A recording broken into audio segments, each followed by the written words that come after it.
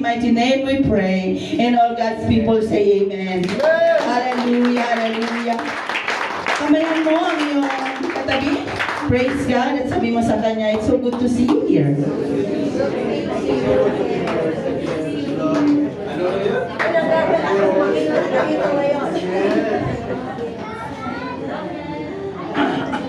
You may be seated. Praise God, hallelujah. Ang ating pong lesson this morning, natin pong pag-uusapan is tending our treasure. Sabi mo nga sa iyong katabi, tending our treasure. Tending our treasure. Amen, praise God, hallelujah. Pero nakita ko si Brother Garen, tama ba to? Siya ba yan? Siya ba yan? No. Hindi? Kamukha niya na. Kamukha niya. Nakadabaw po. Ganun. Hindi ko mukha ng kapatiran. Sabi ko, Brother Garen. Praise the Lord.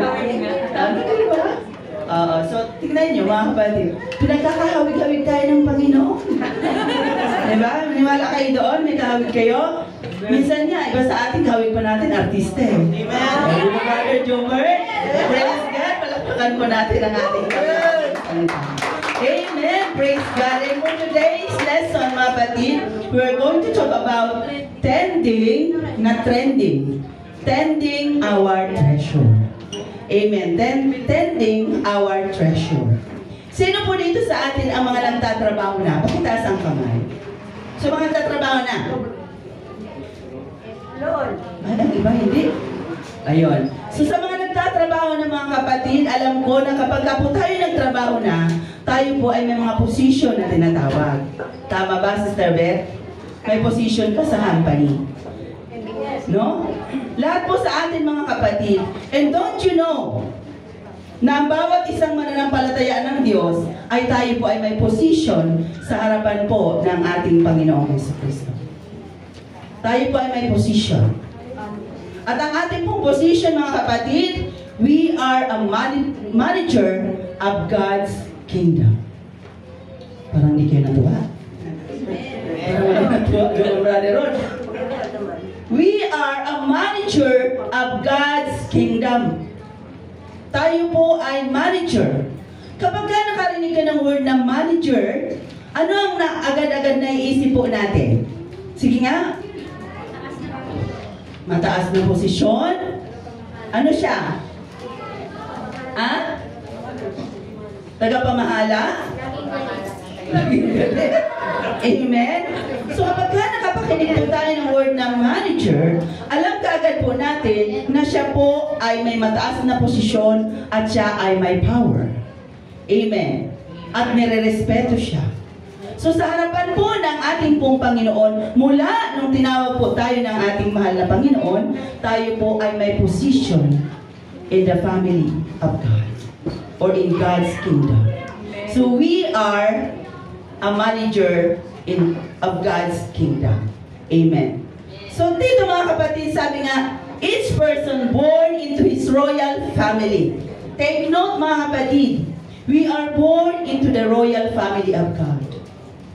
Kaya nga pag iniisip ko mga kapatid, na ang tindi pala ng ginawa sa atin ng ating pong Panginoon. Dahil ang ating pong Diyos na pinaglilingkuran, siya po ay King of Kings and Lord of Lords. So that's why we are born into the royal family of God, Pastor Don. Amen? So nagagalak ba tayo mga kapatid, na tayo po ay kabilang sa royal family? Amen? Sa family po ng ating pong Panginoong Jesucristo. And sabi niya, a member of the management staff over his earthly possession, wearing, listen carefully, wearing the title of steward imparts serious responsibility. So tayo po, ang tawag po sa atin, ang some term is manager, pero sa totoo lang mga kapatid, we are a steward of God. So sa pagiging steward po natin, there is a great responsibility. There is a great responsibility na ipinatong po sa atin po ng ating po Panginoon. Amen.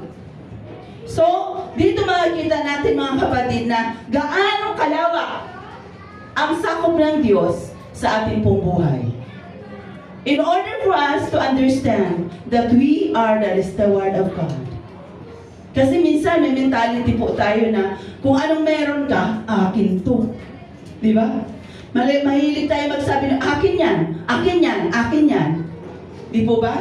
Inaangkin po natin ang lahat ng bagay-bagay, akin. No?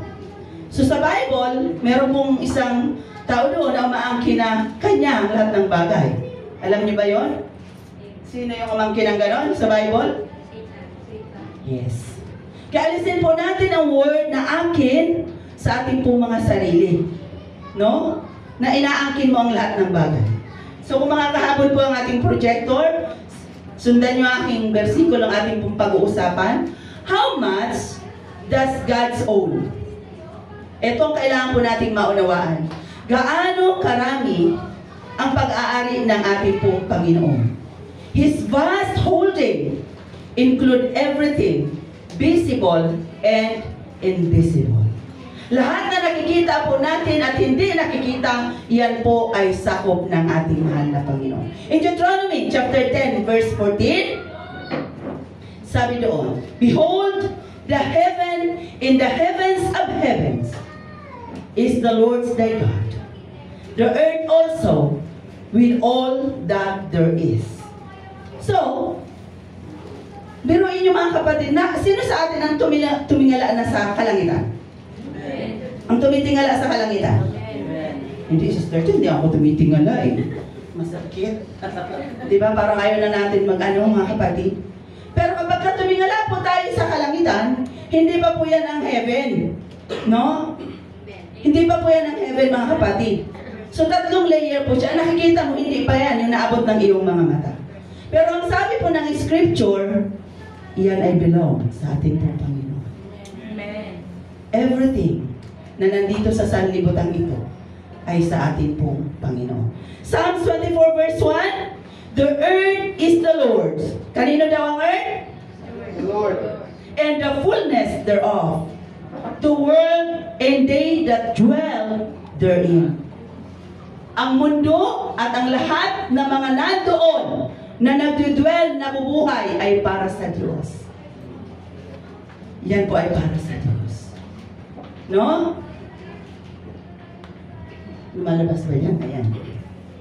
Ezekiel 18:4. Ito ang maganda. Behold, all souls are mine. Lahat ng kaluluwa ay magsabing amen. Amen. Behold, all souls are mine, in the soul of the Father, so also the soul of the Son is mine. Di ba minsan, kapag kami mga anak po tayo, sabi, anak ko, hindi mo yan anak. Pinahiram lang yan sa atin, Sister Elgin. Di po ba, kung makaangkin tayo, atin talaga? Di po ba? Pinahiram lang po sa atin ng ating pong Panginoon ang ating pong mga anak. Kaluluwa ng iyong magulang, iyan po ay para sa Panginoon.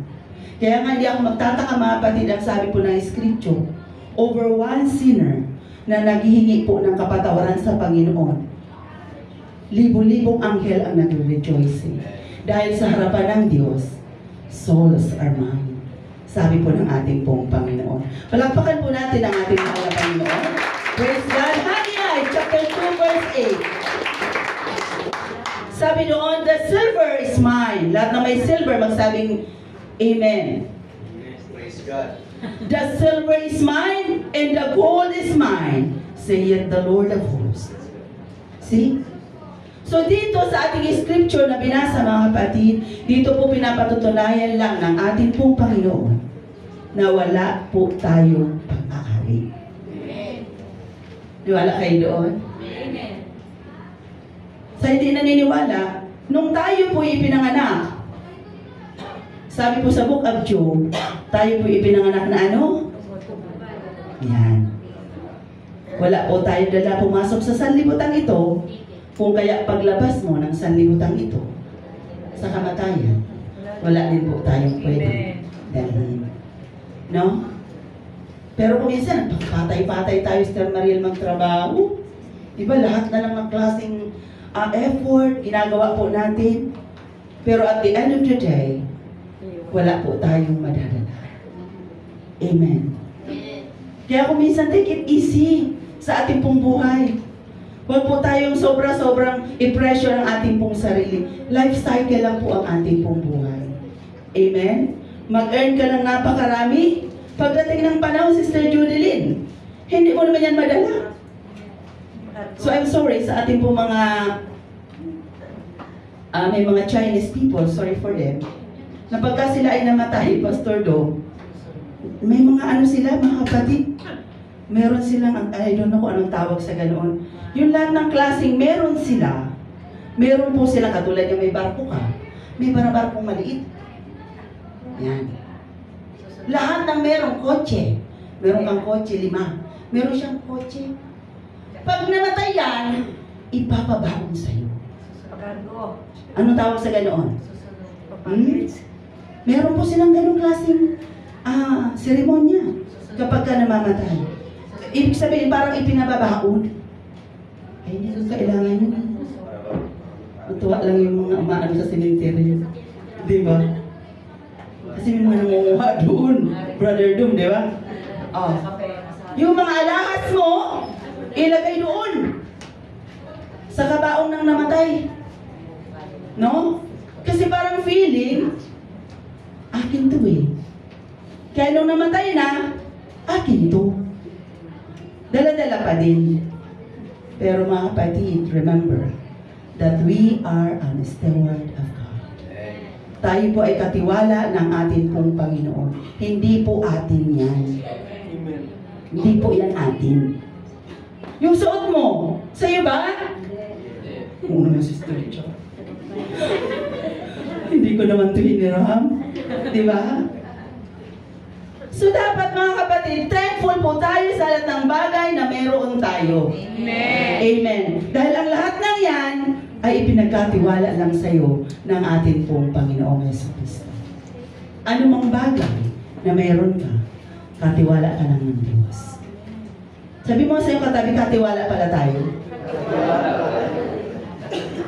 Amen. At dahil tayo po ay katiwala ng ating pong Panginoon, dapat may gagampanan po tayong responsibility.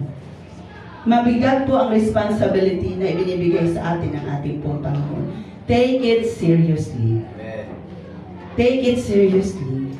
Amen. Huwag po tayong bulagsak. Huwag tayong bulagsak, mga kapatid. May 1,000 ka sa pitaka mo para di ka naman pakali. Mag-order talaga ako ng shit. Mag-order talaga ng Lazada. Para hindi tayo mapakali. 1,000 pa lang yan. 1,000 pa lang yan. Paano kung marami na po tayong limpak dyan? Mamaya lalaliman natin. Amen? Amen. Just as Christian, entire life belongs to the Lord. Lahat ng mayroon sa'yo, it belongs to the Lord. So does all His money. Lahat ng may pera ay magsabing amen? Amen. Tanong mo katabi mo, may pera ka ba? Tanong mo. Kaya kung wala, bigyan mo. Okay, tayo nyo, tumawa kayo. Kaya nyo ba bigyan ng pera katabi nyo? Amen. Ha? Diba? Minsan kasi pag nga na nabigayan, parang ayaw na natin. Sister Chad, bigay na naman pag-uusapan nito. Di po ba? Pero alam niyo mga kapatid, masarap po ang word na pagbibigay. Amen. Sino nakaranas makatanggap? Amen. Lahat naman tayo, di ba? Ganun pa ang kamay natin eh. Pag tatanggap, ganyan ang kamay. Pero pag magbibigay, wag po mga kapatid, we are in the house of God, so wag po tayo maging stingy. Remember na tayo po ay steward ng ating pong Panginoong Jesucristo. The word stewardship denotes the management of the household or estate. Ibig sabihin, katiwala ka. Sa Bible mga kapatid, meron po doon pinagkatiwalaan ng kanyang master. At yung isa, mga kapatid, ano po ang kanyang ginawa doon sa tiniwala sa kanya? Ano ginawa? Nilibing. Inilibing. Ibinaon. Ibig sabihin, hindi niya ginamit. So dito mga kapatid, nagpapahiwatig. No? Sabi nga po mga kapatid, around 70% ng Bible speaks about money. So doon pa lamang mga kapatid, sa katiwalang yon na pinagkalooban ng ating pong Panginoon, doon pa lang dapat may gagawin ka. Kaya hindi po masama na magnegosyo. Sabi mo sa iyong katabi, hindi masama magnegosyo. Hindi masama ang negosyo. Yung iba kasi pag nakarinig ng negosyo, akala natin nag-backslide na. No? Nung ako po'y nag-divert dito sa real estate, alam ko ang tingin sa atin mga friendship sa Hong Kong na nag-backslide Sister Chat. Kasi nakikita nyo sa aking Facebook, puro bubong ng bahay. Diba? Siguro ang iba na umay nan, banon to Sister Chat. Puro ng bubong ng bahay man nakikita ko dito sa posting niya. Oh. So dapat mga kapatid, magnegosyo. So meaning, ang ating pong perang pinagkatiwala po sa atin, pagyamanin. Amen. Huwag ibaon. Amen. Huwag ilibing. Bakit? Dahil pagdating ng takdang panahon, ang ating pong Panginoon, sisingilin niya po yan sa iyo. Kung meron kang ROI. Alam niyo yung ROI? Yan. Kung meron bang return of investment, ay hindi, Sister Chatty, nilibing ko na. No, mga kapatid. Mag-invest po tayo po mga kapatid, pagyamanin natin ang pinakatiwala po sa atin ng ating pong Panginoong Hesus Kristo. Sabi nga, our money must be handled with care. Handle with care. Sister Elgin. Kailangan po natin ingatan. Alam niyo ba mga kapatid, I don't know your life, no? Hindi ko alam ang bawat buhay ng bawat isa sa atin dito. Kung ano man ang na-attain mo sa iyong buhay, ano ka man ngayon, ano man ang iyong status, ikaw lang ang nakakaalam mo. Bakit ka ganyan? Minsan sabi natin, sana anak ako ni Pacquiao. Sana pala. Minsan, sabi na natin kay brother, sabi nga namin kay brother Yes, minsan, Dila, sana nag-boxing ka. Para mayaman tayo. Marami tayong bahay. Kaya sa abroad, mayroon kang bahay. Marami ka naman bukol. No? Minsan ganyan tayo mga kapatid, kasi ang definition po natin ng pagpapala ay nasa ganoon. Sana anak ako ni Henry C. Yan. Sana anak ako ni Ila. Ni Ayala. Diba? Nagtitrip tayo ng gano'n. Oh, huwag niyo sabihin sa akin na chika-chika lang to. Nangangarap ka. Minsan sabi mo, ba't kaya ganito ang buhay ko? Bakit kaya ganito? Yung mama ko nagaganito, barbecue. Nag-question tayo. Di po ba? Tandaan po natin mga kapatid, anuman ang iyong estado sa buhay, Amen. ibig sabihin, yan ang kaya mong i-manage, Brother Do. Yun ang reality. Bakit hindi ka naging anak ni Pacquiao, Pastor Do? Kasi, kung kayang i-manage kung anak ka ni Pacquiao. Diba? Sigurado nasa church ka palagi. Pero kung anak ka nun, di ba iba ang buhay mo? Wala ka dito. Walang guwapo dito. Diba? Di ka namin kasama. Di po ba? So, ibig sabihin mga kapatid, kung anong estado mo sa buhay, yan lang po ang kaya po nating i-manage. O, sige, magtapatan tayo. Kung meron bang ilapag na 1 million sa harapan mo ngayon, aanuhin mo? Negosyo. Salamat, mabilis siyang sumagot, magninegosyo na siya. Pero marami po sa atin mga kapatid, ang iba nanalo, ang iba naka-jackpot, nung bumagsak sa harapan ang malaking halaga, hindi niya alam ang gagawin niya. And that's the reality of the Filipino. Hindi po tayo marunong.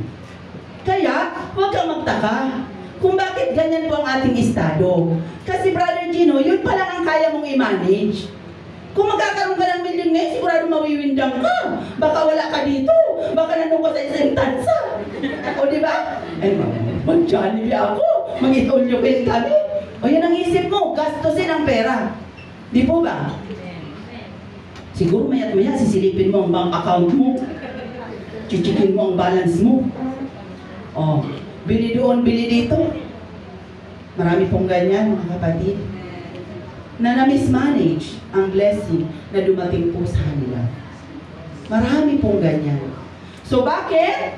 Dahil hindi po nila na-realize na sila po ay katiwala ng ating pong Panginoong Jesucristo. Tayo po ay katiwala ng ating pong Panginoong Jesucristo. So now, financial responsibility covers two areas. Listen ha, importante po ito mga kapatid. Kapag ka mayroon ka palang finances, cover po nito ay dalawang bagay. First, our offering to God. And the funds is spent on our own needs. Totoo o hindi? Pagka may pera ka, gagamitin lang po natin yan para sa Panginoon. The rest, para po sa ating mga pangangailangan. Nung ako po'y nag-meditate sa ating Panginoon, sabi ko kay buti ng Diyos, Pastor Do, kasi tingnan niyo mga kapatid, ang tanong, at ikaw na naman ang makakasagot sa Sonny, yung bang offering mo, kasing halaga ba nung ginagastos mo sa sarili mo? Kasing halaga ba, Brother Ramil, yung offering mo sa Diyos? Sa ginagastos po natin sa ating pong pang-araw-araw na buhay? O diba? Aray-aray na tayo ngayon. Di po ba? Dahil malaki po ang gastusin natin sa ating pong sarili. Pagkain, umaga, tanghali, gabi, merienda, alas 9, alas 3, may midnight snack ka pa, may baon ka sa school, may service ka, mag-aral ka, di ba, mag-date ka, lahat. Lahat po mga kapatid, doon tumatakbo ang ating pong finances. Pagdating ng araw ng linggo, andito na yung dalawang Hebrew children, 3 Hebrew children. Naka-smile siya. Halos hindi natin mapuntahan ang offering bag. Kasi bakit? Yan. Ganon na lang. Ganon tayo mga kapatid. So tira-tira. Pag dumukot, minsan tira-tira. Master dyan, tapos ito magturo to. Amen? Amen. So, yung pinakamaliit pa, ang kukunin, Sister Sherry. So kaya nga, give your best sa ating pong Panginoon. Amen. Dapat nga, practicein po natin. Kapag tumanggap po tayo ng pera. Bago pa dumating ng linggo, Star Erin, naka-ready ng sobre. Para pagdating dito, hindi yun lumilibot ng offering bag, saka ka palang nagsusobre. Dapat naka-ready na po yan, mga kapatid. So meaning, priority po natin ang ibibigay para sa Diyos. In that case, diyan po madidefine kung ano pa ang ating relationship sa ating pong Panginoong Jesucristo. Amen? Amen. The scripture teaches us that our offering to God often reflect our relationship with God and His mission to earth. Alam po ba natin mga kapatid na sa ating pong buhay paglilingkod, hindi lamang tayo nandirito para sa ating pong sarili. No? Aware ba tayong lahat mga kapatid na mayroong pong role or duty ang bawat isa sa atin? Amen. Aware? Amen. Na tayo po ay mag-reach more souls for the glory of God. Mag-reach po tayo mga kapatid. Paano ka magsusolwin na mga taong nandoon mga kapatid sa malalayong lugar? Hindi naman tayo pwede pumunta doon. Through our giving to the mission, pwede po natin silang abutin. So yan ay mayroon po tayong kabahagi doon. So tayo po ay may gagampanan para ma-expand ang kaharian po ng ating pong Panginoong Jesucristo. In the scripture, mga kapatid, in the Old Testament time, resulted from the improper offering. Dito po mga kapatid, ipinakita. Tandaan po natin, na sa harapan ng Diyos, importante po ang ating pong offering. Sa harapan po ng ating pong Panginoon, importante po ang ating pong offering. No? Naalala niyo mga kapatid, during the time ni Abel at Cain, yung pong nangyari doon na improper offering ni Cain ay hindi po tinanggap ng ating pong Panginoong Jesucristo. At dahil doon mga kapatid, ano nangyari kay Cain? Ito po ay nagkasala at nakapatay ng dahil po sa selos. Dahil yung kanyang alay ay hindi po tinanggap ng ating pong Panginoong Jesucristo. May alay palang hindi tatanggapin ng Diyos. Amen? Ano pa nangyari mga kapatid? In the New Testament, even in the New Testament mga kapatid, may record din ng tinatawag na improper offering. Ito po ay nakumit ni Sapphira at Ananias, na sila po ay inatasa na ibenta ang kanilang ari-arian at ibigay sa treasury or sa gawain ng ating pong Panginoon. Ano ang kanilang ginawa? Nagkupit. Nagkupit. Ano po ang ginawa ng Panginoon? On the spot, pinatay po sila ng ating pong Panginoon. Kaya masabi ko, salamat na lang sa Panginoon sa panahon natin ngayon, wala nang ganun. On the spot ka, na hindi ka nagbigay ng tama sa Panginoon, patayin ka na kaagad. God's mercy is abundance. God's grace is more than enough. Na kung titingnan po natin mga kapatid, ang atin po mga binibigay sa Diyos, I don't know kung tama po ang ating pagbibigay sa ating pong Panginoong Jesucristo. Di po ba? Pero kapag yan po ay improper giving or improper offering, hindi po nalulugod ang ating pong Panginoon. Tayo po ay magbigay ng naayon po sa ating pong Panginoong Jesucristo. Amen? Gusto niyo ba natin pinag-uusapan? Yes! Money is so tangible. We see it, handle it, use it, appreciate it. Nakikita po natin ang ating pong pera, mga kapatid. Amen. And because of it, tangibility, our attitude toward money is perhaps the most revealing test of our true faith and ability as a steward of God's kingdom. Diba? Dahil mga kapatid, kapag dumating po sa ating kamay, listen very carefully mga kapatid, dahil paminsan-minsan lang po tayo magtuturo ng ganito. No? Di po tayo every Sunday nakakapagturo mga kapatid ng stewardship. Kapag dumating po sa ating mga kamay ang pera, nasa atin po kung paano po natin yan i-manage. Di ba? Nasa atin po kung paano po natin yan gastusin. Kung saan po natin yan patatakbuhin. Kapag hindi po tayo marunong magdala sa ating pera, ano nangyayari? Nami-mismanage. Nami-mismanage po yan. Hanggang namalayan mo, nabaon ka na. Bakit? May pera ka na sana eh. Na-mismanage mo nga lang. Diba? Hindi ka naging mabuting steward ng ating pong Panginoong Jesucristo. Tandaan po natin, kapag hindi po tayo naging mabuting steward, anong gagawin ng Diyos sa atin? Yung nagbaon, anong ginawa sa kanya? Yung binigyan ng 5 talents, anong ginawa ng Panginoon? Kinuha. Yung talentong ibinigay sa iyo, pag hindi mo ginamit, kukunin niya ng Panginoon. Amen. Kaya kung ano mang meron tayo mga kapatid, ibigay po natin para sa Diyos. Amen. Ibigay po natin para sa atin pong Panginoong Jesucristo. Money means power. Totoo po yan. Influence and status in our society. Kapag ka may pera ka, sikat ka. Di ba? Ang daming pera. Di po ba? Pero, may pero mga kapatid. Mag-ingat po tayo.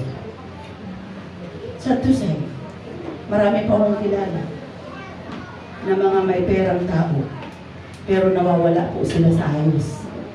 Bakit?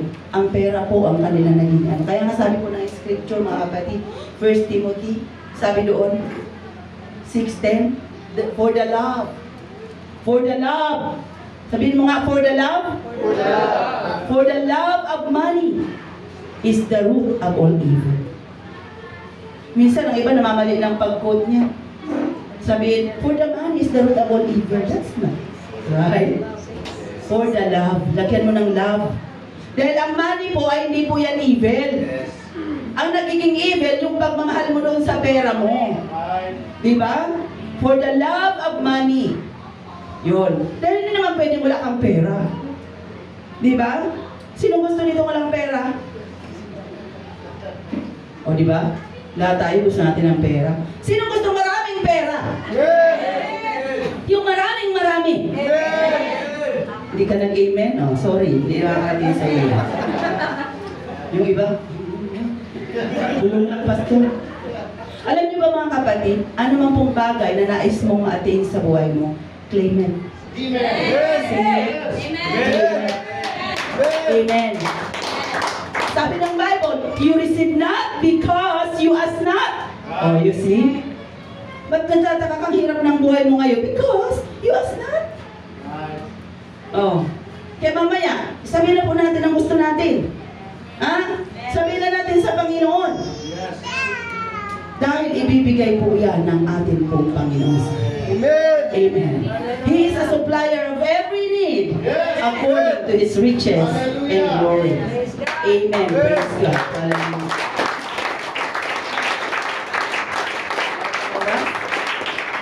Now, eto, real talk na naman. 1/2 of our waking hour. Pag sinabing waking hour, gising ka. Are spent earning money.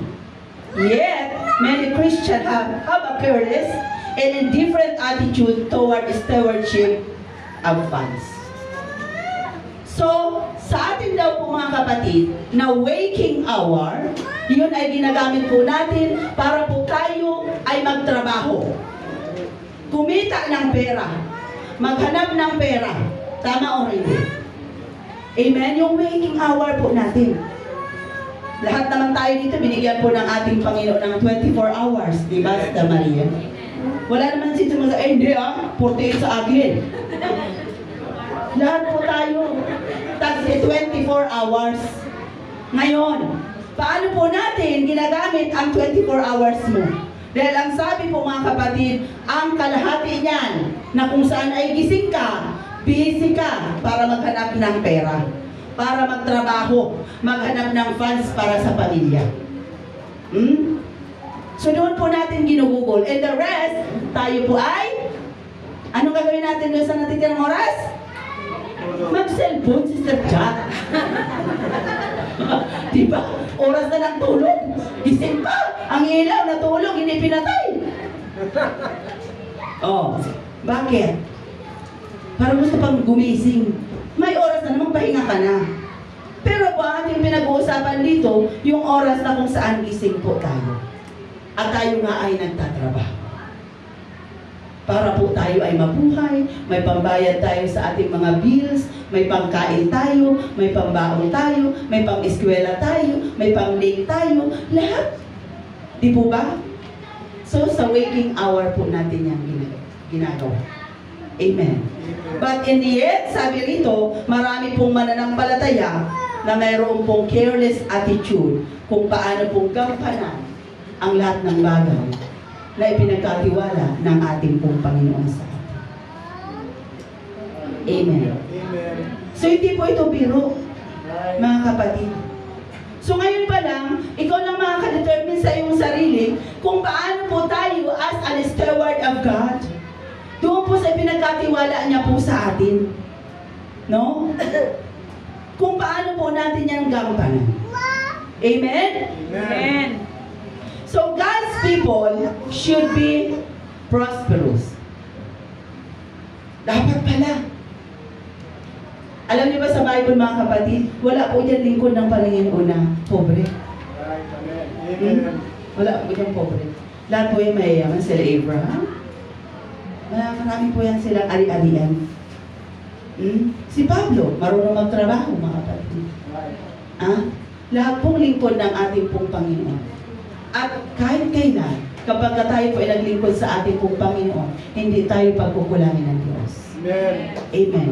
He has more than enough ang funds po ng ating pong Panginoon sa atin. Depende lang sa atin kung paano po natin kukunin. Amen? Amen. So now, God's people should be prosperous. Sa anong bagay?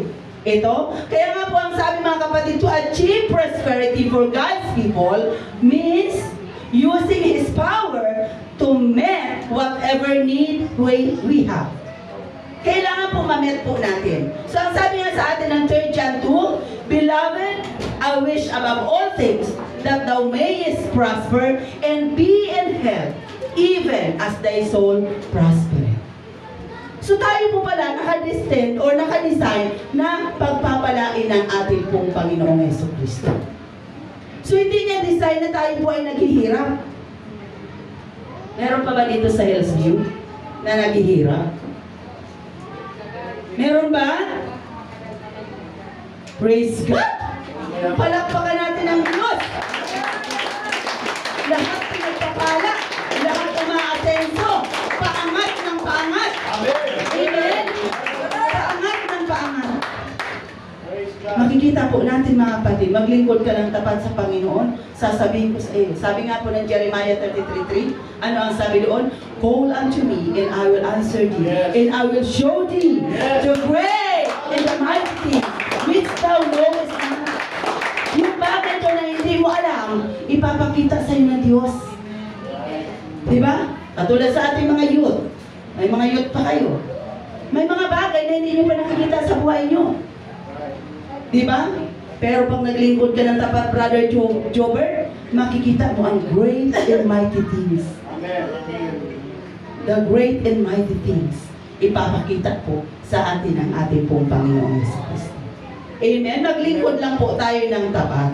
Amen. So unknowingly, all mankind is striving for blessing. Totoo naman. Diba? Kaya tayo nagtatrabaho, gusto natin maraming blessing. Amen? It is attained in 5 different categories. Kung gusto mo raw pagpalain, ito po ang kailangan po natin gawin.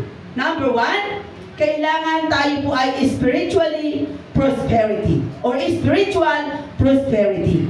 Paano yun, Sister Chat? Kasi ang prosperity, mga kapatid, ano ang Tagalog sa prosperity? Yan, thank you so much, Pastora. Kasaganaan. Ang kasaganaan, mga kapatid, hindi lang sagana ka sa pera. Yes. Minsan kasi ang definition natin ng blessing, pera lang eh. Di po ba? No. Hindi lang pera. At patutunayan ko yun sa inyo sa umagang ito, mga kapatid. Spiritual prosperity. Dapat ikaw ay spiritual prosperity. Meron ka dapat nun. Sa paanong paraan? Kung tayo po ay spirit-filled ng ating pong Panginoong Jesucristo, magiging spiritual prosperity po. Magkakaroon po tayo ng kasaganaan po sa ating pong espiritu. Amen? Amen. Kung may Holy Spirit. Kaya kung wala po tayong espiritu ng ating pong Panginoon, imbutin po natin na magkaroon po tayo ng Spirit of God.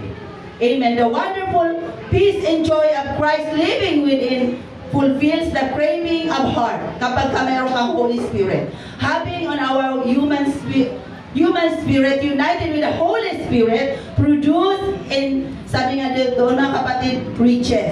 Should this area be neglected, no other prosperity can be lasting or satisfying. Dapat po meron po tayong Holy Spirit. Amen. Ano pa? Kailangan meron po tayong mental prosperity. Sabi mo nga sa'yo katabi, mental prosperity. Sa panahon ngayon mga kapatid, napakarami po nagkakaroon ng issue regarding sa kanilang mga mental health. At marami po mga kapatid na nagbibiktima na nagsisuicide ang iba dahil meron po silang problem sa kanilang mental.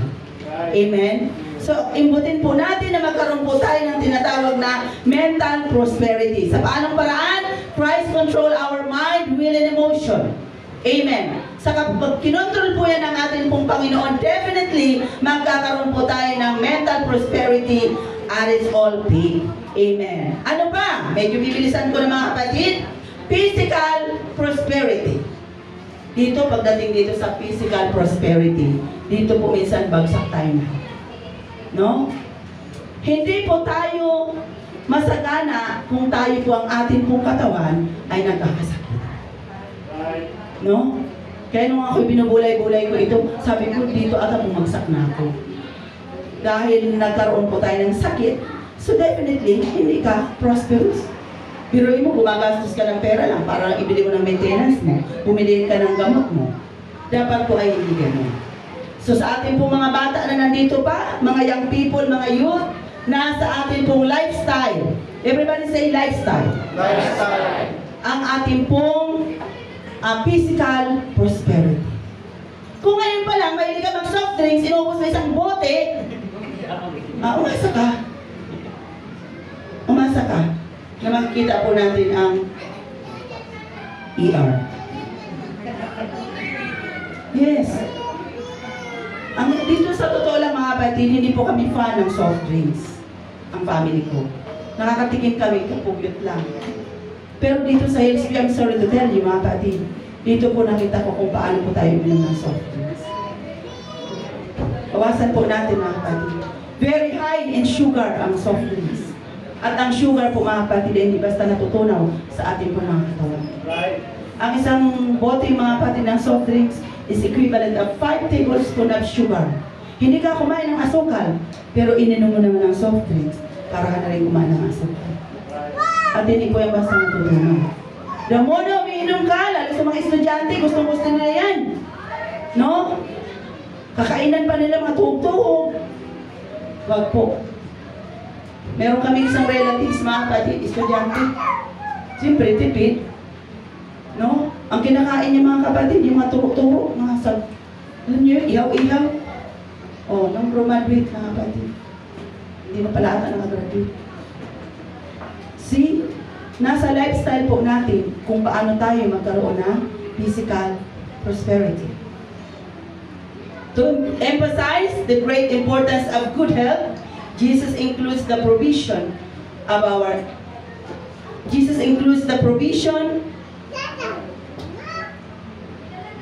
to our new covenant. So healing is our merely by asking, believing, and receiving. So buti na lang, kung magkasakit ka, may healing power ang ating po Panginoon. Amen. Kaya minsan sa GC makikita po natin, mga kapatid, pag-pray nyo naman, hinihingi natin ang healing. Salamat na lang, dahil po sa kabila ng ating pong pagkakasakit, meron pong abundance healing ang ating pong Panginoon, Yesu Cristo, na ibinibigay po sa kanyang mga anak. Ano pa? Social prosperity. Social prosperity. O dito minsan may mga bagsak din, mga na-slide din dito sa social. Ano yung Sister Jack? O yung ba na nandito ka na sa church, hindi mo binati? Gusto. Ayaw ko nga yung PN. Iirap-irapan. Hindi po obra ang galon mga kapatid. Right. Amen. Huwag po tayo magdala sa ating po mga sarili ng mga sama ng loob, galit, amen, bitterness. Alisin po natin yan. Sino dito ang mayroong kagalit? Hindi kami bati ng asawa ko, Sister Chat. Alam mo na. Kahit asawa, batiin po. Tingnan mo nga kung katabi mo asawa mo. Malayo, Sister Chat. Malayo. Magbati. Kami ni Brother G, sa totoo lang mga kapatid, sinasabi ko lagi sa kanya, nanalo na po kami sa edad na papunta na sa dapit hapon. Papunta na tayo sa dapit hapon. Sabi ko, wag na nating stress ng ating pong mga sarili para umaba ang ating buhay. Gusto niyo bang mabalo ng maaga?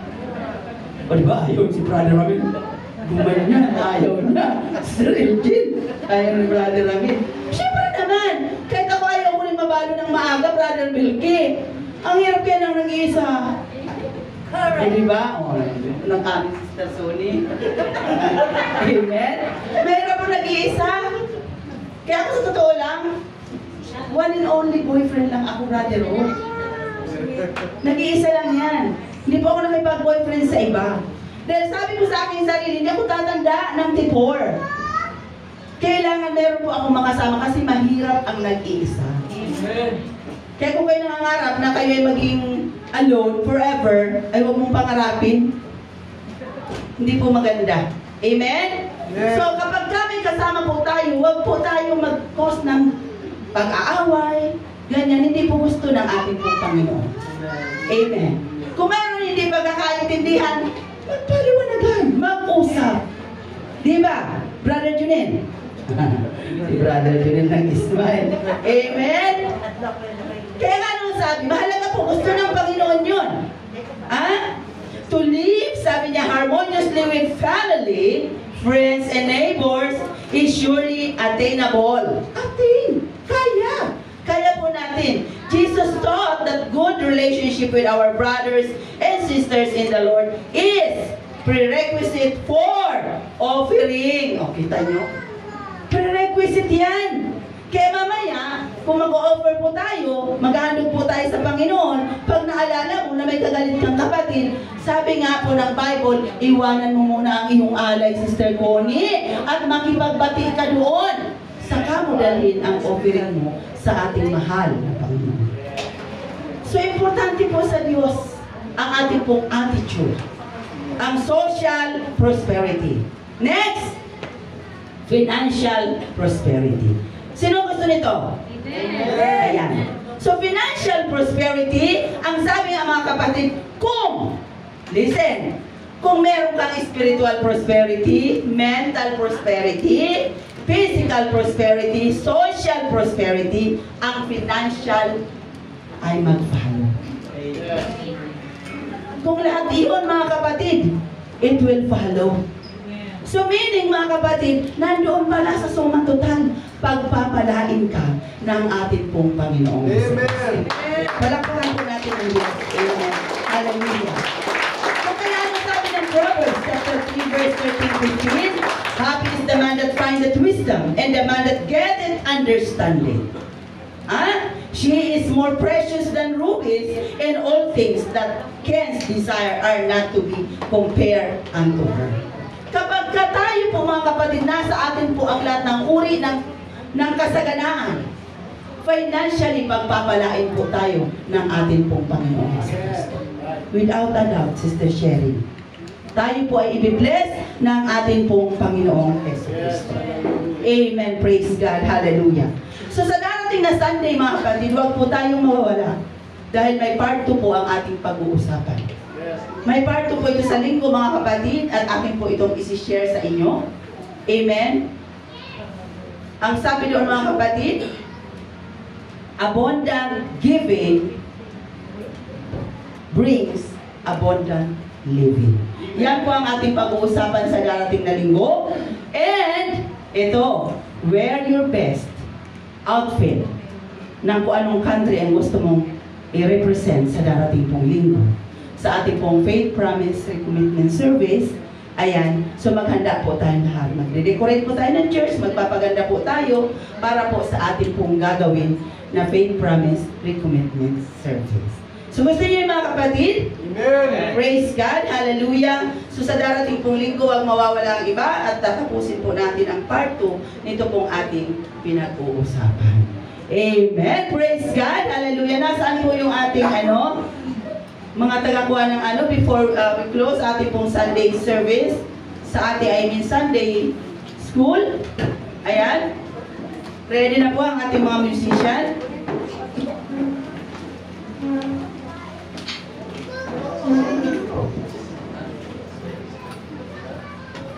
Wag po tayo mga kapatid, once na pinag-uusapan po natin ang giving, I hope and I believe na about sa po sa atin ay excited na sumuporta sa gawain po ng ating pong Panginoong Jesucristo.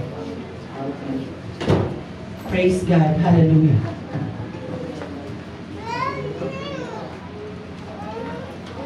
Give them all. Praise God, hallelujah. Pag inawat po natin